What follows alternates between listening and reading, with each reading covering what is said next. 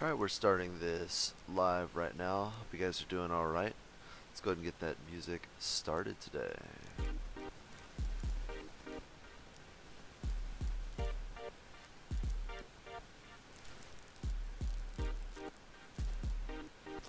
There we go. Alright, this is Hypersonic. We're going to be talking about some cryptocurrency today. But first, let's go ahead and do our small giveaway. Small giveaway today. That's going to be our randomized application here. It's going to be number 48. Congratulations. And then our next one will be number 52. 48 and 52 out of my referrals for free bitco. And last but not least, let's go to our randomized choice for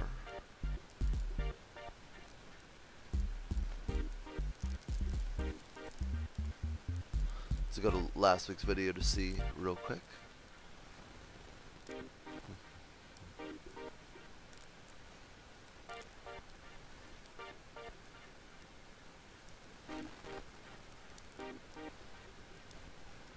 When you forget to choose a randomized thing.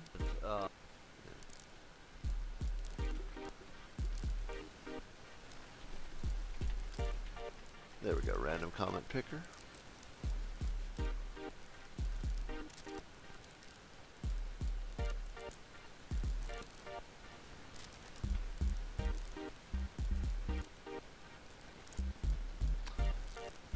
Alright, we have it ready.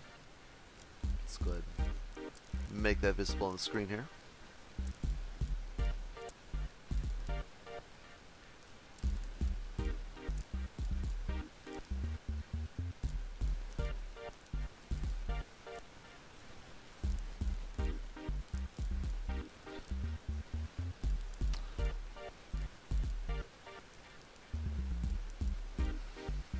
Sorry, having some technical difficulties.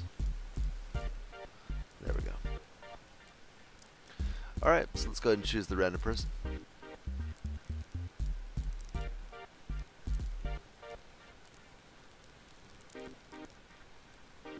It can't be me. So we're going to choose someone else.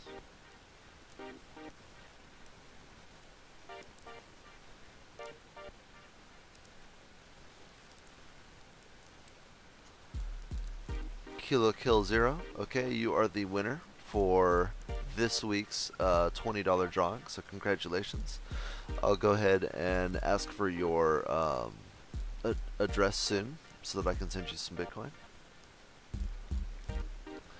Thank you everybody for supporting me again on free bitco. We're still doing pretty well despite the drop in price, and everything is going alright. As you can see, I have my point rewards up right now, and we're currently still making about an extra Satoshi a day for the past few days, which is really good. That means we're soaring as far as the amount of Satoshis we're earning per day. Now, as far as the actual price of Bitcoin, so essentially there's a civil war going on between the different branches of BCH, ABC, and SV, so Satoshi's Vision and ABC. And there are a lot of reasons why this could have affected the price of Bitcoin, including people literally just selling it off, buying Bitcoin Cash so that they could get the airdrop of both, and regardless of the winner, they essentially get free money. So that's one reason why that happened. The other reason is that it led to a little bit more volatility, so a lot of people didn't want to be hit by falling knives, that sort of thing. If we move on, I mean, essentially, it's just hit a newer low, and it's just holding. Like, it's not necessarily going that much lower.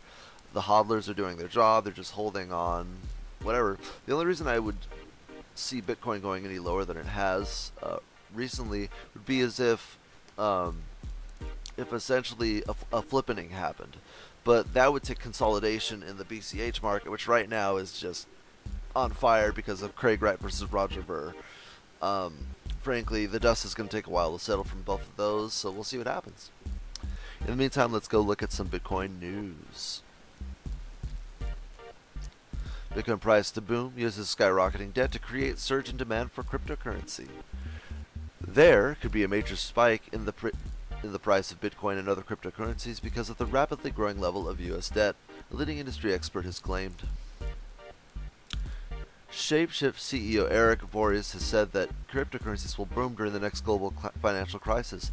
The finance expert at the global trading firm believes that the highest level of U.S. debt will cripple the economy unless more money is printed. He argues this will lead to an increase in cryptocurrency investment. He said when the next global financial crisis occurs, the world will realize organizations with $20 trillion in debt can't possibly ever pay it back, thus must print it instead, and thus fiat is doomed. Watch what happens next to crypto. U.S. lawmakers keep increasing the country's debt ceiling, allowing for the federal government to take on more debt. His theory is the debt level of the world economies is unsustainable and will put states under pressure the next time there's a financial crash. As a result, he believes quantitative easing will have to come into force, the process whereby governments print money to help pay off money they owe. The more money in circulation, the less it is worth, meaning ordinary families could be set to see their savings decrease in value. Mr. Voorhees believes that this in turn could lead to more people investing in cryptocurrencies. However, digital currencies are also a financial risk for investors due to their history of extreme volatility. In 2017, Bitcoin's value rocketed to more than double its value, reaching a high of almost $20,000 in December. However, it then plunged in 2018 to a low of less than $6,000 in June. Since then, the online money has stabilized and has seen no major rises or falls in its value. At the time of writing Bitcoin is worth $6,300, so this is last week. Alright. Mining giant Bitmain sues unknown hacker for alleged theft of $5.5 million in crypto assets. China-based Bitcoin mining giant Bitmain has sued an anonymous hacker for the alleged theft of cryptocurrency worth $5.5 million from Bitmain's account on Binance in April, according to a lawsuit filed with the U.S. District Court for the Western District of Washington at Seattle on November 7th.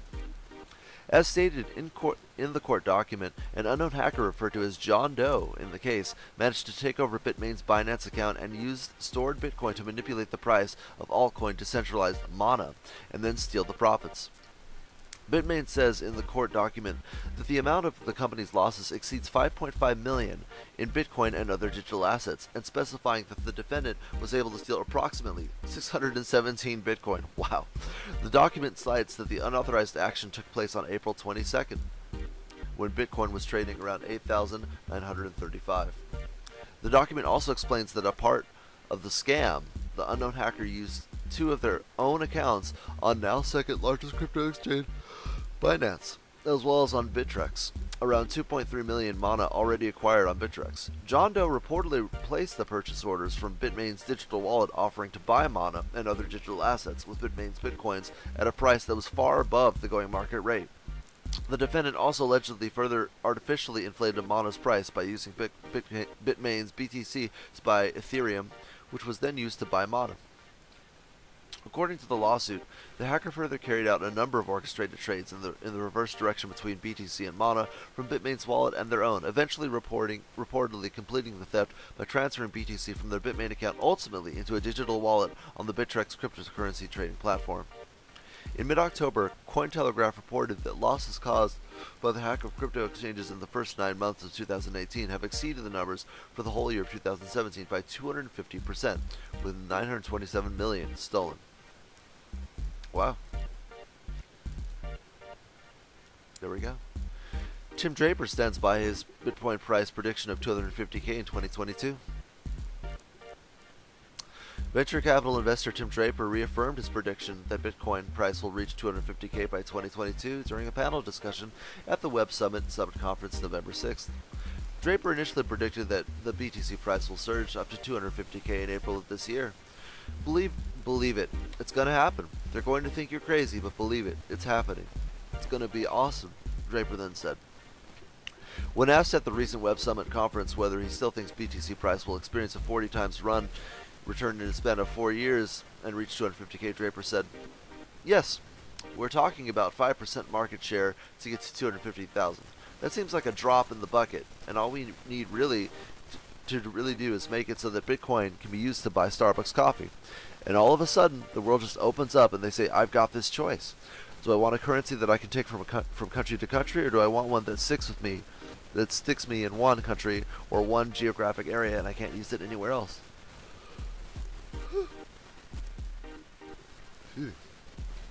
Draper also questioned the need for fiat currencies or political currencies, stating, "Why do we even trust currencies that are determined by some weird political party or another?" In Draper's view, banks issue money whenever they feel like it, for whatever reason they want it, and the emergence of a totally apolitical, global, and open currency would cede control of money from banks to common people, he explained. Speaking at the GovTech Pioneers Conference in May, Draper presented his vision of a future in which blockchain utilizing smart contracts in conjunction with artificial intelligence AI will massively change the role and responsibilities of states. If we combine Bitcoin blockchain with smart contracts and artificial intelligence, we could create a perfect bureaucracy, he said. In September, Draper made another prediction, saying that the total cryptocurrency market capitalization will hit $80 trillion in the next 15 years. Draper argued that the significant slide in the cryptocurrency market in previous months is attributed to people who had not adopted digital currencies as a new asset class, Draper then said. Cryptocurrency will go after trillion-dollar markets. These are finance, healthcare, and insurance, banking and investment banking, and governments. Cool.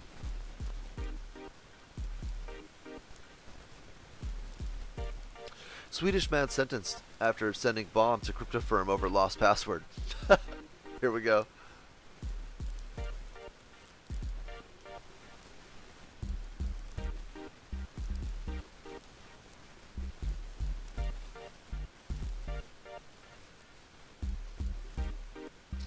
A Swedish court has sentenced the man to 6.5 years in prison after he sent a potentially lethal homemade bomb to a UK-based crypto firm, BBC reports today on November 9th.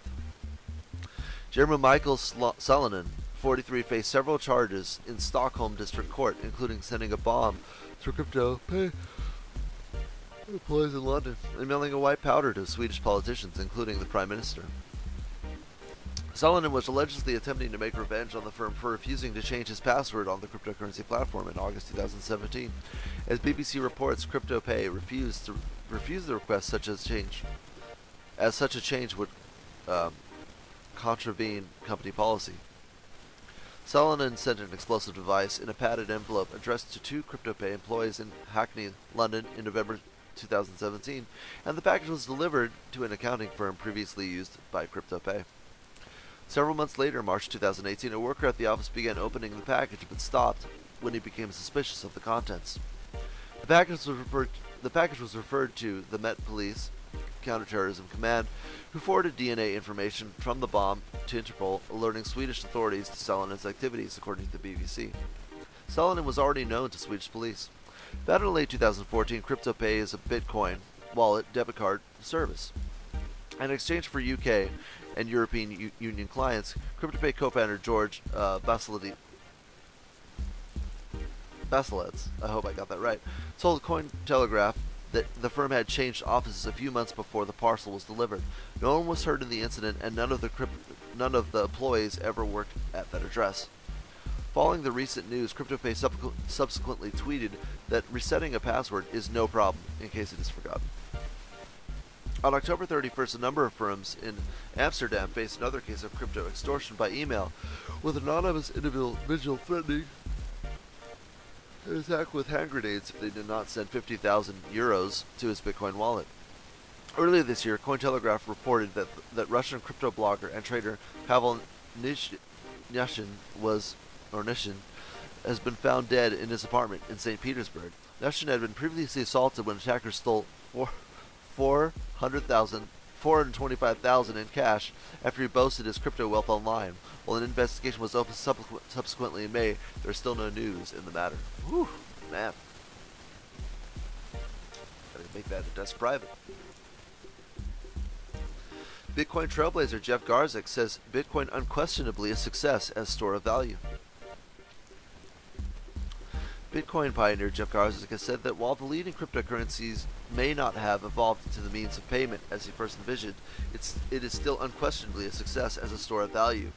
In an interview with Bloomberg November 9th, speaking soon after Bitcoin's 10th anniversary, Garzik reportedly, the third business contributor to Bitcoin's code and one of Bitcoin creator Satoshi Nakamoto's key collaborators, told the publication, "It hasn't evolved in the direction of high-volume payments, which is something we thought about in the very early days, getting merchants to accept Bitcoins, but on the store value side, it's unquestionably a success."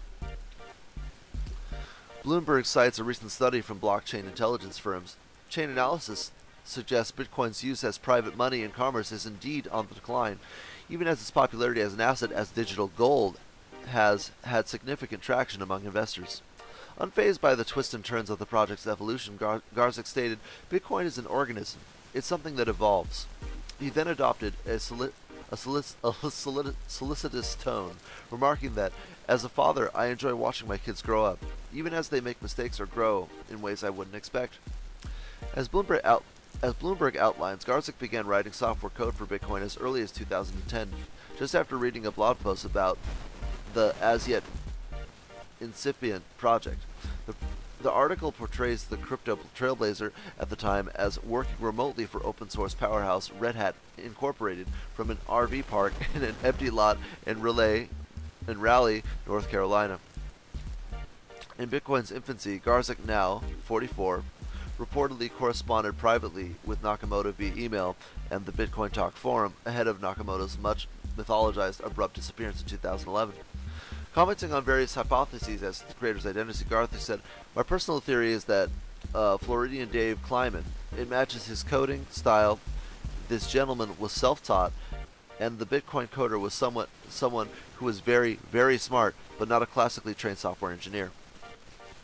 According to Bloomberg, Garzik has, over the course of his activities, given away Bitcoin valued at over $100 million at today's market prices. He declined to disclose his current holdings. Garzik continued coding for the Bitcoin project until 2016 and now sits on the board of crypto payments processor BitPay Mining, tech firm Bitfury, and the Linux Foundation. He also co-founded the enterprise blockchain startup Block Inc. As an advocate of the contentious Bitcoin hard fork Sedgwick 2X back in 2017, Garzik is no stranger to controversies in the crypto development community. As infighting continued over the solutions to Bitcoin scalability issues, Sedgwick 2X was soon followed by another Bitcoin fork which spawned the asset Bitcoin Cash. Community divisions have reignited this summer, this time over the forthcoming Bitcoin Cash hard fork between the warring factions of the leading BCH client Bitcoin ABC and nChain, and the blockchain development firm of Craig Wright, who's previously referred to himself as the True Satoshi. Writing was notably sued this year for $5 billion by the estate of Garzik preferred Nakamoto David Kleiman. And there we go. So a lot of interesting developments this week affecting the price of Bitcoin. It's gone down again, about $700 from its highs just a few weeks ago. And we'll see what happens. I just wish that this infighting from BCH wasn't happening. I've said a few times before that, it's just kind of selfishness, and they're, we could have a price of just regular BTC over 10K or higher if this infighting hadn't happened at the prime time when people were jumping in. But hey, there you go. Not much can be done. I'll get that BTC to the winner as soon as I get their address. And I'll see you all next time. Please like and subscribe, and I will post this to Steemit as well.